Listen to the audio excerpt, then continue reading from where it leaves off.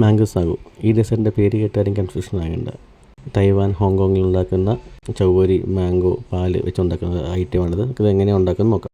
ഞാൻ പരിചയപ്പെടുത്താവുന്നത് ജീപ്പാസിൻ്റെ പോർട്ടബിൾ ബ്ലെൻഡറാണ്. നമുക്ക് എവിടെയും കൊണ്ടുപോകാൻ ട്രാവലിംഗ് പർപ്പസിന് പറ്റിയ ഒരു ഐറ്റമാണിത്. ഈ ജ്യൂസ് അടിക്കാം. 420 ml കപ്പാസിറ്റി ഉണ്ട്. 2 ജാറുണ്ട്. ഒന്നിനകത്ത് ജ്യൂസ് അടിക്കാനും മറ്റിനകത്ത് നട്ട്സും കാര്യങ്ങളൊക്കെ കുതിർത്ത് നമുക്ക് ബ്ലെൻഡ് ചെയ്യാനും സാധിക്കും. ഇത് കേരളത്തിലെ എല്ലാ ഔട്ട്ലെറ്റിലും ലഭ്യമാണ്. സാധിക്കുന്നത് വാങ്ങിച്ച് ഉപയോഗിക്കുക. ഇനി നമുക്കൊരു ജാറിലേക്ക് നല്ല മധുരമുള്ള മാങ്ങ കട്ട് ചെയ്ത് അതിനകത്ത് ഇട്ട് കൊടുക്കുക. അതിനകത്തേക്ക് കുറച്ച് ക്രീം, നല്ല ഫ്രഷ് ക്രീമും ഇട്ട് നമുക്കിപ്പോൾ കാണിച്ച നമ്മുടെ ജീപ്പാസിൻ്റെ ബ്ലെൻഡറായിട്ട് അടിച്ചെടുക്കാം. നമുക്ക് നല്ല കട്ടിയായിട്ട് അടിച്ചെടുക്കാം. ജ്യൂസ് പരിവാക്കേണ്ട ആവശ്യമില്ല. ഒരു 30 സെക്കൻഡ് കൊണ്ട് നമുക്ക് അടിച്ചെടുക്കാം.